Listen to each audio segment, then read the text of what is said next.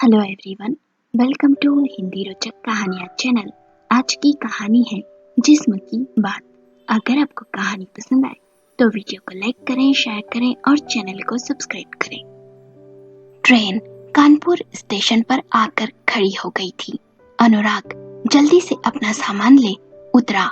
उतरते ही कुली को सामान उठाने के लिए देखने लगा। कुली को देखते देखते उसकी नजर एक आदमी पर पड़ी। चेहरा कुछ जाना पहचाना नजर आ रहा था। तभी उस आदमी ने भी अनुराग की तरफ देखा। दोनों की नजरें मिली। तभी अनुराग की मोबाइल की घंटी बज उठी। अनुराग बात करने लगा। फिर उसने अपने कंधे पर किसी का हाथ महसूस किया। पीछे मुड़ा तो वही आदमी था। उस आदमी ने मुस्कुराते हुए कहा, अरे अनु, पहचाना या नहीं? आवाज और नाम सुन अनुराग चौंक गया और बोला, जतिन, तू यार कितना बदल गया। सूट बूट दुबला भी हो गया। मैं तो पहचान ही नहीं पाया। जतिन अनुराग का कॉलेज का जिगरी दोस्त। आज दोनों की मुलाकात 15 साल बाद हुई थी। जतिन ने पूछा, तू यहाँ कैसे? अनुराग ने कहा, ऑफिस के काम से दिल्ली गया था। और तू? जतिन ने कहा, अरे मैं बिजनेस के काम से दिल्ली जा रहा हूँ। तभी ट्रेन का हॉर्न सुनाई दिया तो जतिन ने कहा, ट्रेन के जाने का समय हो गया। ये ले मेरा विजिटिंग कार्ड और मेरे घर जरूर आना। दोनों एक दूसरे के गले मिले और जतिन चला गया। अनुराग ने कुली की सहायता से सामान टैक्सी में रखवाया। टैक्सी में बैठ गया। टैक्सी चल रही थी पर अनुराग का मन पुरानी यादों में खो गया। जतिन और वो हॉस्टल के एक ही कमरे में रहते थे। जतिन का मन पढ़ाई में कम लगता था, जबकि अनुराग की चाह उच्च अधिकारी बनने की थी। इस कारण सारा समय अनुराग किताबों में ही घुसा रहता था। ये देख अधिकतर जतिन उसे कहता था, क्या यार, सारा दिन किताबों में ही लगा रहता है। जिंदगी में और भी बहुत कुछ है करने को। थोड़ी मौज मस्ती भी कर लिया कर। ये दिन लौटकर दोबारा नहीं आएंगे। ये सुन अनुराग कहता, मेरा सपना है कि बड़ा अफसर बनूं। मेरे पास कार हो, बड़ा सा घर हो और मेरे इस सपने को पूरा करने के लिए मेरी माँ ने अपने जेवर तक गिरवी रख दिए हैं। इसलिए मेरे जीवन का बस यही एक उद्देश्य है। समय बीतता गया।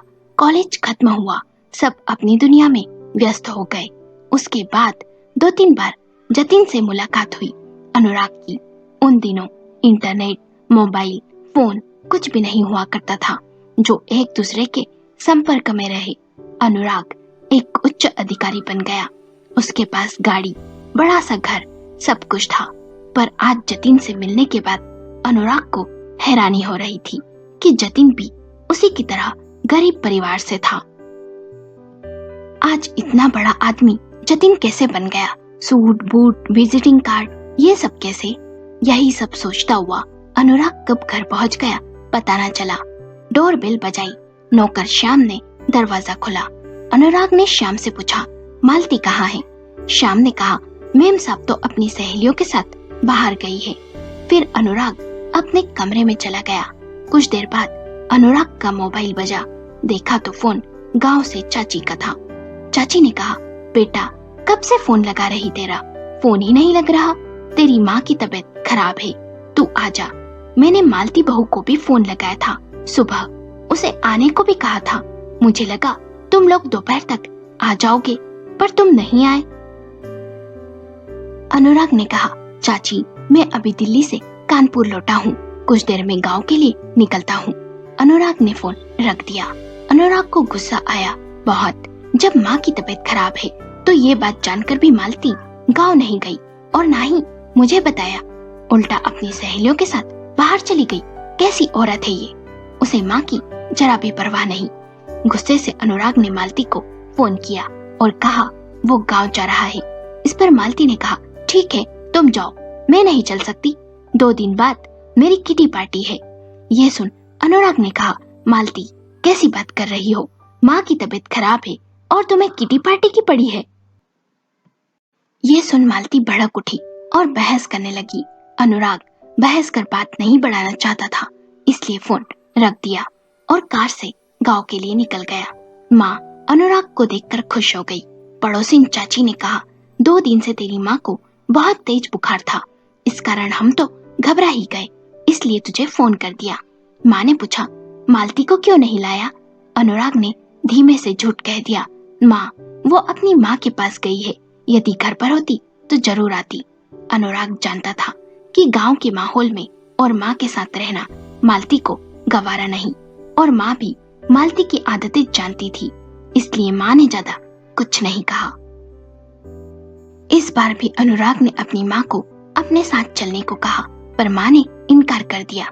माँ को शहर में रहना पसंद नहीं, और माँ करे भी वहाँ क्या, मालती के तो पैर घर पर ही नहीं टिकते। तीसरे दिन अनुराग गांव से लौट आया था। मालती ने माँ की बीमारी के बारे में कुछ अनुराग से पूछा भी नहीं। अगली सुबह वह ऑफिस पहुंचा ही था कि मालती का फोन आ गया, सुनो आज घर में किटी पार्टी है और नौकर नहीं आया, तुम ऑफिस से किसी आदमी को थोड़ी देर के लिए भेज दो ना। अनुराग को ये सुन गुस्सा आया और बेरुखी से बोला, ठीक है भेज दूंगा। शाम को अनुराग ऑफिस से घर पहुंचा, सोचा कि थोड़ी देर आराम करेगा, अदरक वाली चाय पीकर थकान मिटाएगा। अनुराग बेडरूम में गया। मालती आराम से लेटकर किताब पढ़ रही थी। अनुराग को देखकर बोली, यार आज तो मैं बहुत थक गई, नौकर भी नहीं आया, तुमने ऑफिस से किसी को भेजा भी नहीं। अनुराग ने कहा, हाँ आज कोई फ्री नहीं था। अनुराग का मन तो किया कि कहे, कोई तुम्हारे बाप का नौकर नहीं कि जब तब कहने पर तुम्हारे काम करने घर आए। मालती ने कहा, अब तो उठा भी नहीं जा रहा, पर किटी पार्टी बहुत अच्छी रही। इस बार भी रमी में मैं बार बार हारती रही, इसलिए दिमाग थोड़ा खराब हो गया। अच्छा, 1 कप चाय मेरे लिए भी बना दोगे? और हाँ, आज रात तो खाना बाहर ही खाना पड़ेगा हमें। मालती की बातें सुन अनुराग की चाय पीने की इच्छा मर गई और बोला, मेरा चाय पीने का मन नहीं। फिर पलंग पर लेट गया और सोचने लगा, मालती का समय या तो घूमने में बीतता है या सहेलियों के साथ पार्टी करने में, ताश खेलने में। घर के कामों में तो मालती का मन ही नहीं लगता। कितनी मोटी और फैलती जा रही है। जब कभी मैं कहता हूँ कि मालती तुम्हारा घर के कामों में मन नहीं लगता तो मत करो, पर घूमने या किटी पार्टी करने की बजाय कुछ अच्छे काम करो, कुछ सीखो, जिम जाओ, अपना ज्ञान बढ़ाओ, तो मालती चिढ़ जाती। सोचते सोचते अनुराग सो गया। 8 बजे मालती ने आवाज दी, चलो बाहर खाना खाने नहीं चलना क्या? मन ना होते हुए भी अनुराग को मालती के साथ जाना पड़ा। सुबह अनुराग ऑफिस जाने लगा तो मालती ने कहा, ऑफिस पहुंचकर ड्राइवर को घर वापस भेज देना, कुछ खरीदारी करनी है, बाजार जाना है। अनुराग ने कहा, 2 दिन पहले ही तो कितना सामान लेकर आई थी तुम, और फिर कौन सी ऐसी चीज की जरूरत आन पड़ी? हमारे दोनों बच्चे कोटा में पढ़ रहे हैं, उनका खर्चा भी है। इस तरह तो मेरी सैलरी में गुजारा होना मुश्किल है मालती, थोड़ा कम खर्च किया करो। ये सुनते ही मालती के चेहरे पर गुस्से के भाव आ गए। मालती ने कहा, मेरे बड़े भैया भी इसी पद पर हैं और उनकी सुबह गिफ्ट या मिठाई से शुरू होती है और रात नोट गिनते हुए बीत जाती है, पर भाभी को कभी भी रोक टोक नहीं करते वे। अनुराग ने कहा, रिश्वत लेना एक अपराध है और मैं नहीं लेता, पकड़े गए तो नौकरी जाएगी और नाम खराब होगा वो अलग। ये सुन मालती रोआसी हो गई और बोली, कार क्या मांगी तुमसे, तुमने तो 50 बातें ही सुना दी, मेरे भाई को भी उल्टा सीधा कह दिया। अनुराग बात नहीं बढ़ाना चाहता था तो बोला, सॉरी, कार भेज दूंगा, और ऑफिस चला गया। ऑफिस जाकर उसने अपना बैग ओपन किया तो उसे जतिन का विजिटिंग कार्ड मिला। उसने एड्रेस देखा, कानपुर का ही था। उसने तुरंत जतिन को फोन किया। जतिन ने कहा, कल रविवार है, घर आजा भाभी को लेकर। दूसरे दिन अनुराग और मालती अपनी कार से जतिन के घर पहुंचे। बड़ा सा बंगला चौकीदार गेट पर था। पार्किंग में 3 गाड़ियां खड़ी थी। गार्डन में बैठा जतिन उनका इंतजार कर रहा था। उसने अनुराग को गले से लगा लिया, फिर मालती को नमस्ते कहा। तीनों बैठक में आ गए। अनुराग ने देखा कि घर विदेशी सामान से सजा हुआ है और बहुत ही सुंदर भी है। सभी सोफे पर बैठ गए। नौकरानी पानी लेकर आ गई। मालती ने इधर उधर देखा और पूछा, भाभी जी नहीं दिखाई दे रही? जतिन ने कहा, अरे वो शोभा को जरूरी काम आ गया था, इसलिए वो फैक्ट्री गई है, आती ही होगी। अनुराग ने पूछा, फैक्ट्री? जतिन ने कहा, हाँ, हमारी 2 फैक्ट्री है, अचार पापड़ की और साड़ी की। इंडिया में सभी जगह माल सप्लाई करते हैं। फिर कुछ देर इधर उधर की बात करने के बाद शोभा आती दिखाई दी। अनुराग ने देखा, चरहरा बदन, काले रंग रूप वाली शोभा लंबी सी चोटी और सीधे पल्लू की साड़ी पहने थी। मेहमानों को अभिवादन कर शोभा सोफे पर बैठ गई। उसे देख अनुराग को लगा कि शोभा को कहीं देखा है, पर याद नहीं आया। वह सोच रहा था, मालती भी कितनी दुबली पतली सुंदर थी, पर अब कैसी हो गई है। तभी 2 बच्चियों ने आकर अनुराग और मालती को नमस्ते कहा तो अनुराग का ध्यान टूटा। दोनों बच्चियां शोभा के पास जाकर बैठ गई। अनुराग ने देखा दोनों बच्चियां भी शोभा पर ही गई हुई है। कुछ देर बाद दोनों बच्चियों ने शोभा से पूछा, मम्मी, हम खेलने जाएं? शोभा ने कहा, हाँ जाओ, पर जब आवाज लगाए तो खाना खाने आ जाना। बच्चियों ने कहा, ओके मम्मा। फिर शोभा ने मालती से कहा, आप बच्चों को क्यों नहीं लाई? मालती ने घमंड से अपने कटे हुए बालों को झटक कर कहा, मेरे दोनों बच्चे कोटा में पढ़ते हैं, घर में अच्छे से पढ़ाई नहीं हो पाती है ना, इसलिए। ये सुन शोभा ने अपनी बच्चियों को प्यार से देखा जो बाहर खेलने जा रही थी और बोली, मैं तो बच्चियों के बिना एक पल भी नहीं रह सकती। जतिन और अनुराग अपने कॉलेज के दिनों की बातें कर रहे थे। उन्हें लगा जैसे कई साल पीछे पहुंच गए हो। शोभा को देखकर जतिन ने कहा, ये अन्नू तो हमेशा पढ़ाई में ही लगा रहता था, पर मैं मौज मस्ती में मस्त रहता था। परीक्षा के दिनों में यह मेरे पीछे पड़ा रहता था कि कुछ पढ़ भी ले, तब मैं इसका मजाक उड़ाता था। पर आज अनुराग अपनी मेहनत और लगन से उच्च ओहदे पर पहुंचा है। तब अनुराग ने हंसते हुए कहा, भाभी, ये जतिन बहुत झगड़ालू था। झगड़े ये करता था और सुलझाने मैं जाता था। दोनों दोस्त अतीत की बातों में मग्न थे। जतिन के मोबाइल की घंटी बजी। जतिन कुछ देर मोबाइल पर बात करने के बाद शोभा से कहा, विदेश से कुछ लोग आए हैं, वे बिजनेस के सिलसिले में हमसे बात करना चाहते हैं। तुम्हारे पास कब समय है शोभा? शोभा ने कहा, उन्हें कल दोपहर फैक्ट्री बुला लीजिए। जतिन ने कहा, ठीक है। ये सुन अनुराग को हैरानी हो रही थी।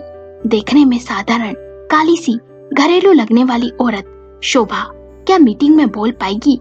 कैसे बिजनेस करती होगी ये? फोन रख। जतिन ने कहा, शोभा बहुत होशियार है और बहुत मेहनती भी। शोभा की मेहनत के कारण आज हमारी छोटी सी साड़ी की दुकान और अचार पापड़ का घर से शुरू किया हुआ काम इतना बढ़ पाया है कि हम फैक्ट्री के मालिक बन गए। तभी शोभा ने कहा, चलिए खाना लग गया है। सभी डाइनिंग टेबल पर आकर बैठ गए। बच्चियां भी एक आवाज में आ गई। खाने की बहुत अच्छी खुशबू आ रही थी। खाना देख मालती ने कहा, आपको तो घर का काम देखने की फुर्सत ही नहीं होती होगी, क्योंकि फैक्ट्री में जो व्यस्त रहती होंगी आप। जतिन ने शोभा की ओर बड़े प्यार से देखा और कहा, यही तो शोभा की खूबी है, खाना अपने तरीके से बनवाती है वो।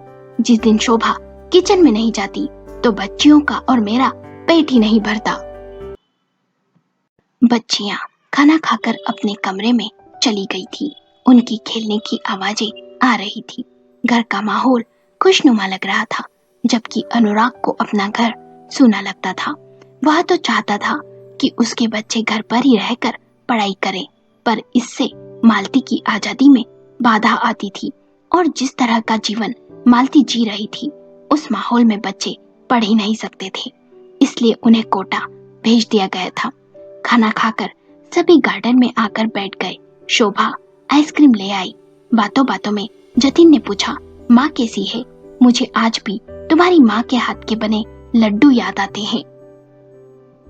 अनुराग ने कहा, ठीक है, रस गांव में है, मैं यहाँ हमारे पास शहर में नहीं रहना चाहती। तभी जतिन ने कहा, अरे हाँ, रस गांव से तो शोभा भी है, वो जगदीश पांडे है ना, शोभा उनकी बेटी है। और हाँ, तू जानता है, शोभा के माता पिता ने उसका रिश्ता एक लड़के के साथ तय भी कर दिया था, पर ना जाने क्या हुआ, उस लड़के ने शादी करने से इनकार कर दिया। अच्छा हुआ उस बेवकूफ ने मना कर दिया, नहीं तो शोभा आज मेरे साथ ना होकर कहीं और होती। जगदीश पांडे और रसगांव सुनकर अनुराग को कुछ याद आया। उच्च पद पर आसीन होने के बाद एक बार वो गांव गया था, तब उसकी माँ ने उसे एक तस्वीर दिखाई थी। उस तस्वीर को देख उसने कहा, माँ, इस लड़की से मेरी शादी, कितनी काली और बदसूरत है ये, और ना ही ज्यादा पढ़ी लिखी है, तुम्हें यही मिली थी। तब माँ ने कहा, अनुराग, जगदीश पांडे नाम है इसके पिता का, गरीब किसान है, पर लड़की बहुत ही संस्कारी और गुणी है। पूरे गांव में उसकी तारीफ करते हैं सभी। बेटे, रूप का क्या है, आज है कल नहीं, संस्कार होना जरूरी है। तब अनुराग ने कहा, होंगे संस्कार, मुझे ये बदसूरत नहीं, खूबसूरत बीबी चाहिए, मैं इससे शादी नहीं कर सकता माँ। तब माँ ने बहुत मनाना चाहा और बोली, मैंने उसके माता पिता से कहकर बात पक्की भी कर दी है। अनुराग ने कहा, कर दी होगी, मुझे नहीं करना उस लड़की से शादी। फिर अनुराग अपने फैसले पर अड़िग रहा। आखिरकार उसकी मुलाकात कुछ समय बाद खूबसूरत मालती से हुई और मालती की खूबसूरती का अनुराग दीवाना हो गया। अनुराग और मालती की शादी हो गई। समय के साथ साथ मालती मोटी और बेडौल होती गई और उसमें ना तो कोई संस्कार थे और ना ही कोई गुण। अनुराग ने सोचा, वो बेवकूफ और कोई नहीं था, मैं ही था। जतिन ने कहा, अरे अनुराग, आइसक्रीम खाना, पिघल जाएगी।